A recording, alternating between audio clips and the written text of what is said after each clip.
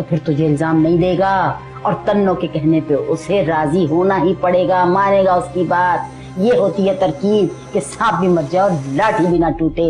और मैं तुम्हें सच में खुशियां देना चाहता हूँ, ढेर सारी खुशियां।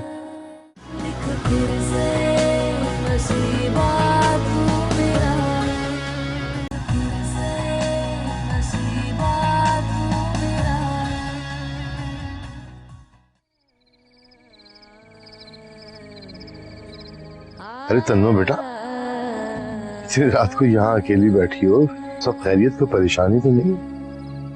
नहीं मामजान, कोई परेशानी नहीं है। तो फिर इतनी रात को अकेली यहाँ पे क्या कर रही हो?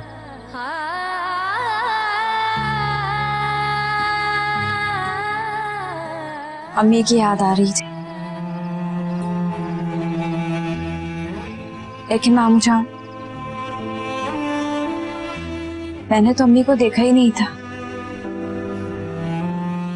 तो मुझे उनकी याद कैसे आ सकती है? किसी को याद करने के लिए उसको देखना जरूरी नहीं होता। और फिर ये ताल्लुक जो बच्चे और माँ का होता है, ये तो पैदाइश से पहले ही बच्चे और माँ दोनों के अंदर खुद ब खुद पैदा हो जाता है। क्या ये एहसास एक माँ के दिल में सिर्फ अपनी औलाद के लिए पैदा होता है? किसी दूसरे के औलाद के लिए ये एहसास, ये मोहब्बत क्यों नहीं पैदा होती? तुम यकीनन रेहाना की बात कर रही हो ना? है? मैं किसी की बात नहीं कर रही मामूजान। मैं कौन होती हूँ किसी के बारे में कोई भी बात करने वाली? क्यों नहीं कर सकती तुम? बिल्कुल कर सकती हो। कुछ कहा है रेहाना ने?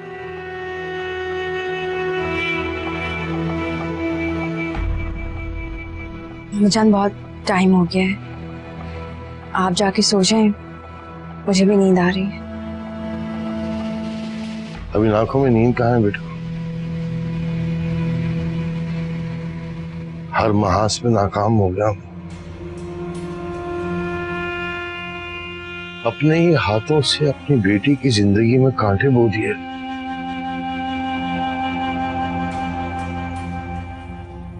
तुम्हारी आंखों में आंसू देखता हूं तो अपनी बहन का ख्याल आता है। क़यामत के रोज क्या मुंह दिखाऊंगा उसे मैं?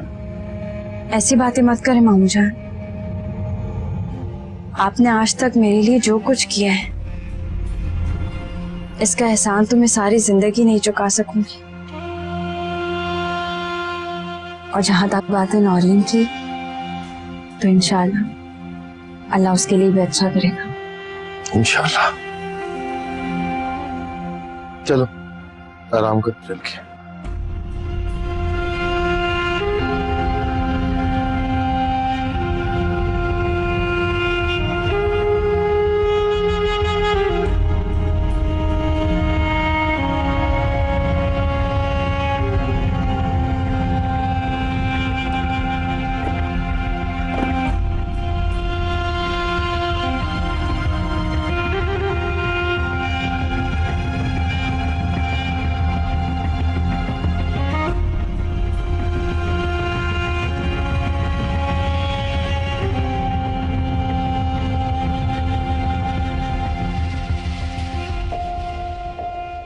कहाँ जा रही हो तुम? मानी यूनिवर्सिटी। बहुत जा लिया तुमने यूनिवर्सिटी। यूनिवर्सिटी जाकर जितने तुमने गुल खिलाने थे खिला लिए। अब आराम से घर पर बैठो और घर के काम करो। और हाँ, अगर इस बारे में तुमने अपने मामू से बात की तो उसकी जिम्मेदार फिर तुम खुद होगी। मुझे कुछ मत कहना।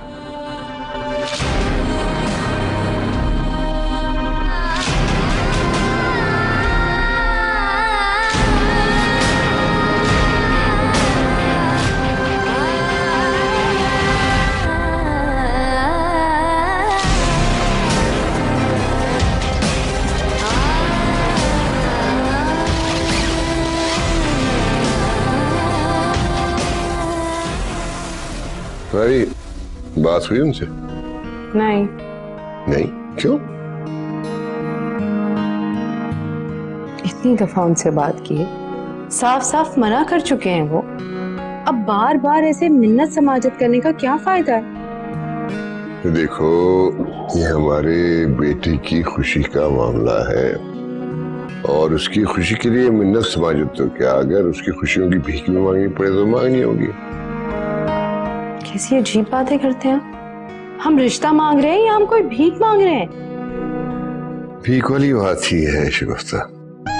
देखो ना, अनजाने में जो ज्यादती हमसे हो गई उसके बाद उनका कुछ खफा होना तो बनता है। ठीक है, आप इतना इसरार करते हैं तो कर लूंगी एक दफा और फोन। फोन नहीं करता, खुद जाओ, उन्हें समझाओ, इसको कि उनकी बेटी नौरीन अब हमारी बेटी है और हम उसकी जिम्मेदारी निभाएंगे, हमने वादा कर लिया। लेकिन वो दूसरी बच्ची के साथ तो जुल्म न करे।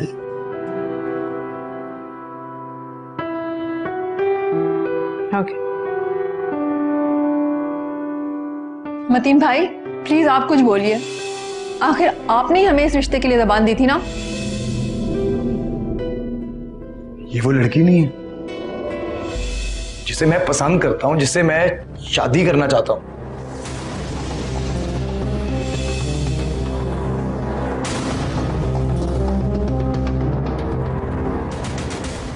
उस्ताद, छुट्टी का टाइम हो गया, दुकान बंद कर दें?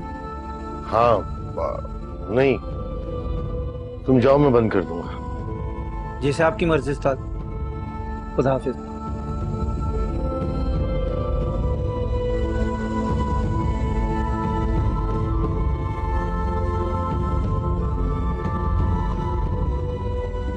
अरे भाई क्या बात है, घर नहीं जाना आज? सारी मार्केट बंद हो रही है। क्या बात है मतीन, कुछ परेशान दिखाई दे रहे हो?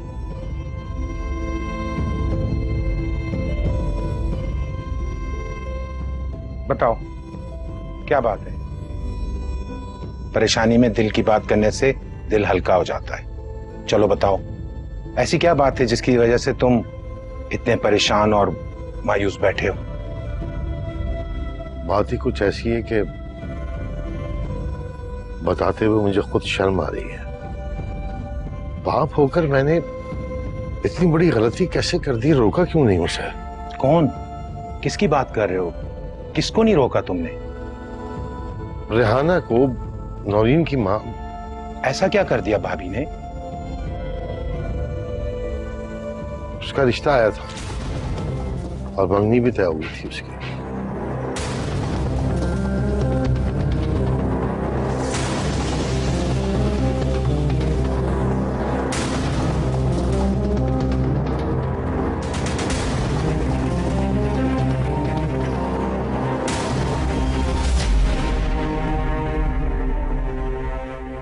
सच में ये तो बहुत बुरा हुआ।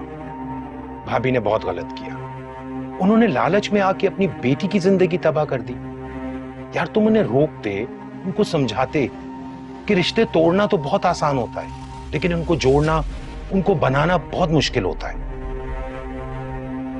बहुत कोशिश की थी मैंने, बहुत समझाया था, लेकिन बेटी के अच्छे मुस्तकबिल का सोचकर शायद अंधी हो गई थी। अच्छे मुस्तकबिल की ख्वाहिश करना कोई बुराई नहीं है, लेकिन इसका मतलब ये नहीं कि इंसान अपने माशरती और इखलाकी तकाजे भूल जाए, अपने रिश्तों की अहमियत, उनके वकार को भूल जाए। इस सारे मामले में वो अकेली जिम्मेदार नहीं है, कहीं ना कहीं मैं भी कसूरवार हूं। मुझे भी उसने बेटी के अच्छे मुस्तकबिल की निशानदेही की तो मैं भी उसकी बातों में आ गया। जो हुआ सो हुआ, मगर ये मत भूलो कि जो भी होता है अच्छे के लिए होता है। यकीनन इसमें अल्लाह की रजा शामिल होगी। तुम परेशान नहीं हो, बहुत जल्द अल्लाह कोई बेहतर हल निकाल देगा। लेकिन यार जमील, मुझे तो दूर दूर तक कोई हल, कोई राह सुझाई नहीं देती।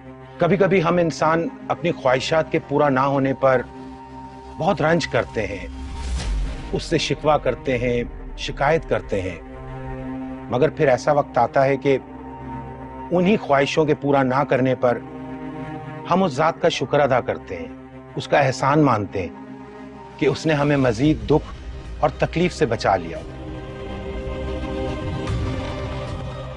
तुम बिल्कुल ठीक कह रहे हो। इसमें भी उसकी कोई बेहतरी होगी।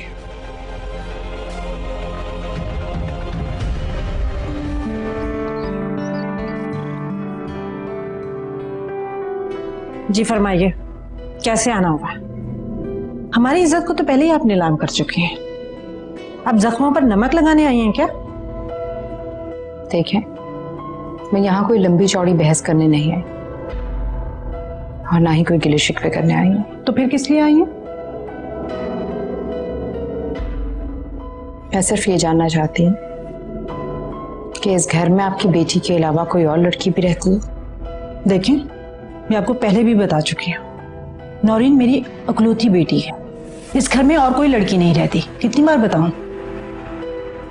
आप जितनी बार ये सवाल करेंगी मेरा जवाब यही होगा।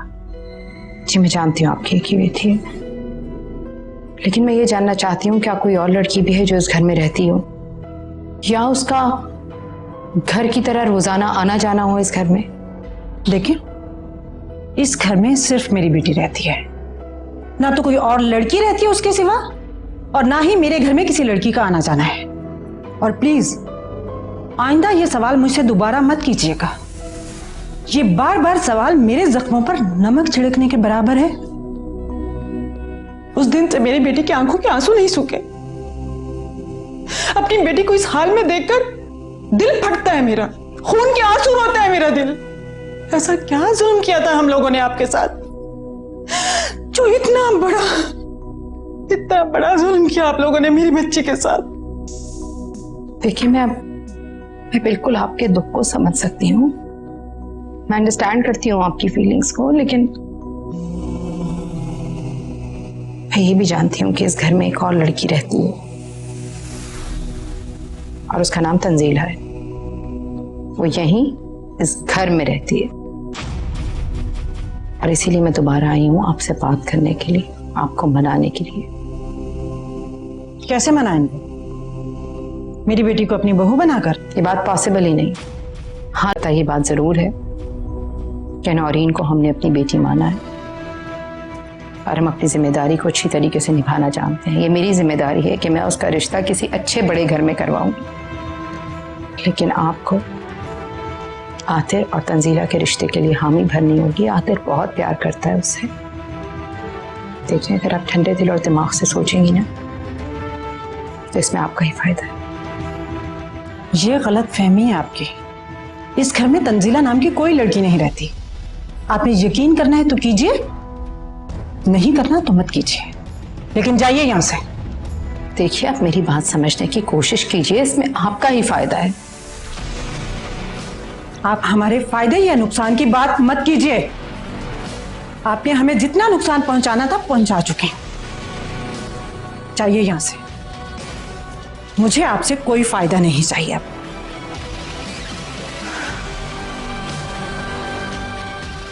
नहीं, मैं यहां से ऐसे नहीं जाऊंगी। मैं आज भाई साहब से मिलूंगी और उन्हें तंजीला और आतिर के रिश्ते के लिए मना कर ही जाऊंगी। मतीन साहब आपसे मिलना तो क्या, आपकी शक्ल देखना भी नहीं चाहते। आप अपना कीमती वक्त जाया मत कीजिए। जाइए यहां से।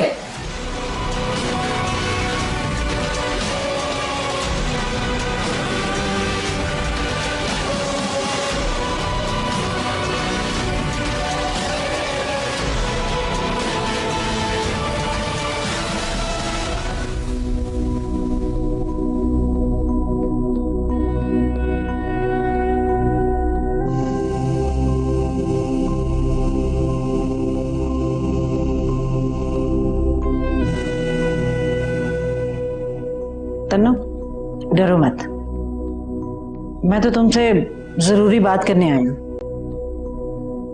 देखो, सरवर तुम्हें पसंद करता है और तुमसे शादी करना चाहता है। कई बार वो मुझसे ये जिक्र कर चुका है। मैं ये जानने आई हूं कि तुम क्या चाहती हो। मेरे चाहने से क्या होगा मामानी, आप मुझसे क्या चाहती हैं? मैं ये चाहती हूँ कि तुम सरवर से शादी के लिए हाँ कर दो, उससे शादी कर लो। और मतीन अहमद से तुम खुद कहो कि तुम सरवर से शादी करना चाहती हो, तुम उसे पसंद करती हो। लेकिन मैं उसे पसंद नहीं करती हूँ मानी, और ना ही मैं उससे शादी करना चाहती हूँ। तो क्या फिर उससे शादी करा दे जिसके साथ होटलों में जाती हो, ऐशा करती हो? खैर, हमने तुमसे तुम्हारी पसंद नहीं पूछी, तुम्हें फैसला सुनाया जो तुम्हें मानना होगा किसी भी कीमत, समझी? ऐसा मत कहो नौरी, मेरा किसी से भी शादी का कोई इरादा नहीं। मैं पढ़ना चाहती हूँ, कुछ बनना चाहती हूँ। ना ही मुझे किसी के साथ सड़कों पे घूमने का शौक है और ना ही किसी के साथ रेस्टोरेंट्स में जाने का। आखिर मैंने तुम्हारा बिगाड़ा क्या है? क्या बिगाड़ा है? मेरी जिंदगी बर्बाद कर दी, मेरी खुशियां छीन ली और मुझसे पूछ रहे हो कि तुमने क्या बिगाड़ा है? मेरा बस चले ना तो तुम्हें इस घर से धक्के मार मार के बाहर निकाल दूं। वो तो शुक्र करो नानी का जो उन्होंने तुम्हें बचा लिया, वरना मैं तुम्हें जान से मार देती। प्लीज मुमानी, मुझ पे इतना जुल्म मत करें। इससे तो अच्छा है कि आप लोग मेरी जान ले लें, लेकिन मेरे साथ ये ज्यादती ना करें। मैं कुछ नहीं सुनना चाहती। एक बात याद रखो, अगर तुमने इस शादी से इनकार किया तो मैं मतीन अहमद को सब कुछ सच सच बता दूंगी कि तुम उनकी बेटी के मंगेतर के साथ अय्याशियां करती फिरी हो। नहीं मुमानी, खुदा के वास्ते आप मामू जान से कुछ मत कहिएगा। मैं आप लोगों को किस तरह यकीन दिलाऊं कि मैंने कुछ नहीं किया। मैं अपनी मरी हुई माँ की कसम खाती हूँ, मैं उस लड़के को नहीं जानती और ना ही उससे कभी मिली हूँ। अच्छा, तो फिर वो क्या था जो मैंने देखा था? और फायजा ने भी क्या करी थी मादर के साथ? जरूर देखा होगा नारी, मेरा यकीन करो, जैसा तुम सोच रही हो ऐसा कुछ नहीं। मैं सच कह रही हूँ। अगर तुम इतनी सच्ची हो तो फिर सरवर से शादी के लिए हाँ कर दो ना, और अपनी सच्चाई साबित करो। ऐसा ना हो कि मतीन अहमद को सारी कहानी का पता चल जाए और उनका मान टूट जाए। जिस भांजी को उन्होंने सर आंखों पर बिठाया, फूलों की तरह अपने घर में रखा, वो ही उनकी बेटी की खुशियों की कातिल निकली। और शायद वो ये सब सुनकर बर्दाश्त नहीं कर सकेंगे। अगर उनको कुछ हुआ ना, इन सब की जिम्मेदार सिर्फ तुम होगी। तुम सुना तुमने तन्नो?